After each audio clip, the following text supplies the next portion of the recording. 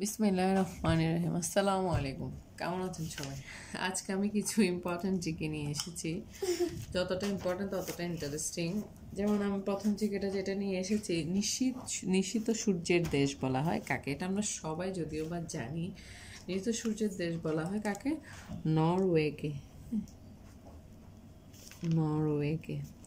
তারপর হচ্ছে যে সূর্যোদয়ের দেশ বলা হয় কাকে? এটাও আমরা সবাই জানি, জাপান। হ্যাঁ, জাপানকে কি বলা হয়? সূর্যোদয়ের দেশ বলা। শ্বেত হাতির দেশ বলা হয় কাকে? এটা হয়তো আমরা অনেকে জানি না। এটা হচ্ছে কি? থাইল্যান্ড। থাইল্যান্ড। তারপর হচ্ছে ম্যাপল পাতার দেশ বলা হয় কাকে? এটাও আমাদের জন্য মনে হয় নতুন। এটা হচ্ছে কি? কানাডা। কানাডা। যারা কানাডাতে থাকে ওরাও জানে কিনা আমি আসলে জানি না, বাট না জানলে আজকে থেকে ওরা জেনে নিবে। তারপর আরেকটা হচ্ছে ভূমিকম্পের দেশ বলা হয় কাকে? এটাও আমরা সবাই জানি, জাপানকেই বলা হয় ভূমিকম্পের দেশ, কারণ জাপানের প্রায় সময় শোনা যায় ভূমিকম্পের বিষয়টা। তারপর হচ্ছে মুক্তভূমির দেশ বলা হয় কাকে? এটাও হয়তো আমরা অনেকে জানি না। এটা হচ্ছে কি? থাইল্যান্ড। মুক্তভূমির দেশ বলা হয় কাকে?